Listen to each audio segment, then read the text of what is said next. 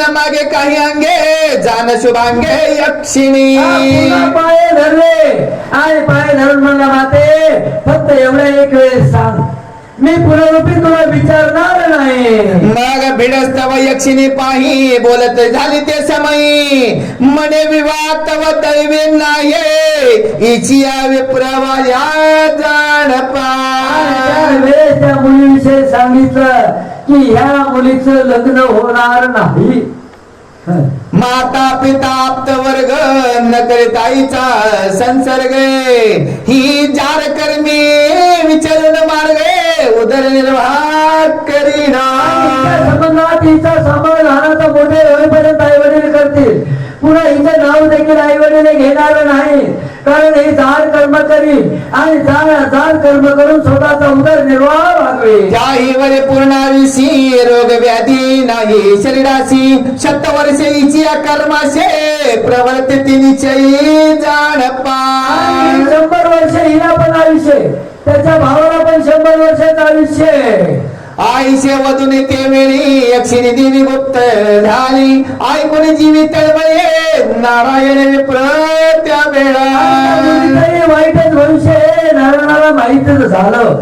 माहीत झाल्याबरोबर त्याच्या अंतःकरणाच्या ठिकाणी तळमळ वाटू लागली. म्हणे हा दैवा हे काय दैवा पुढे नाही उपाय केवळा पवित्र विप्र राये संतानला हे केवी ऐसे.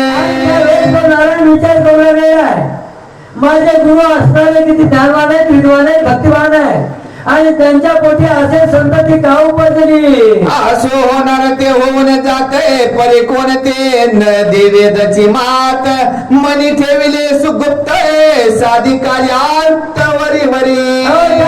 काय असणारे ते होणारे ते आपल्याला टाळता येणार नाही. जे त्याला माहिती झाले ते अंतःकरणात ठेवलेली आहे पण दररोज ते नियमानं तो कार्य करू लागला. आईचे काही दिवस क्रमिले 7 वर्षे उपनयन केले 5 वर्षे कन्या रत्न झाले आईचे वयंता ते. त्याच्यानंतर तो मुलगा 7 वर्षाचा झालेला आहे त्याचं मुंज संस्कार केलेले तोपर्यंत ही मुलगी 5 वर्षाची झालेली आहे. तेव्हा तुझे शर्मा पावला निधान कांता करी सहगमन धन्य ते पतिवर्ता पती सतीरत्न टाकून लहान मुले दोन्ही. त्याच वेळेस असताना हा तुझे शर्मा नावाचा ब्राह्मण मृत्यू पावला त्याच्या बरोबर त्याची पत्नी ही सती गेलेली आहे. ही 2 लहान मुलं या ठिकाणी टाकून त्या स्त्रीने विचार केलेला आहे त्यांचाही. असो आईचे वर्तमान झाले नारायणे उत्तर काय सांग केले म्हणे आता येते राहता नवे भले आचर्यता बळे 3 देखे मी.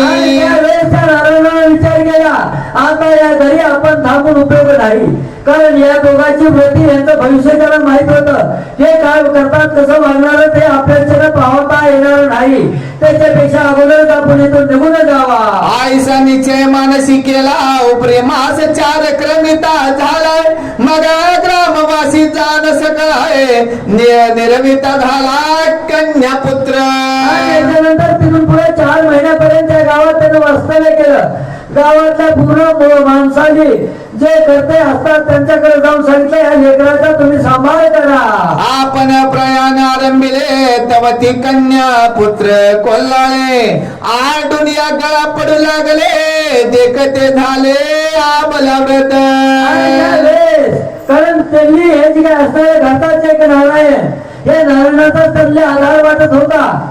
आई वडील तर मृत्यू पावले आणि त्याच्यात नारायण ही सोडून चाललाय.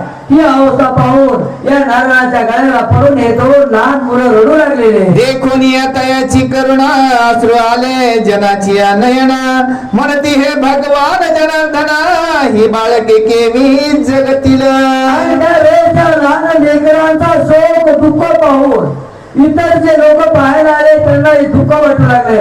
म्हणजे आता हे नारायण गेल्याच्या नंतर यांचं दुःख हे मुलं जिवंत कशी राहतील. नाही तया ते पळता पोषिता नाही माता आणि पिता नाही द्रव्याची वार्ता केवे भगवंता हे केले.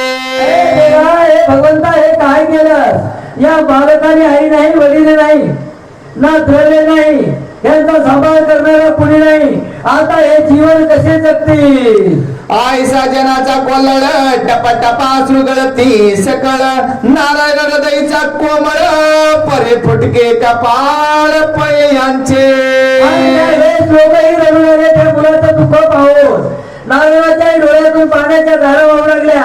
पण काय करणार आहे? यांचं नशीबच फुटका आहे. बालपणी मेली माता पिता तरुणपणी दरिद्री अवस्था आहे त्यावर विचार कर्म तत्वात आहे जाणून एकता तो आणि झाला त्या ह्यानं नारायणाला त्यांच्या जीवनाचं पुढे होणारं भविष्य माहित होतं. कारण त्यांच्या बाळपणी त्यावेळी मरणार हे माहित होतं. त्या मुलाला जन्मभर दारिद्र्य जीवन काढावं लागणार हे माहित होतं.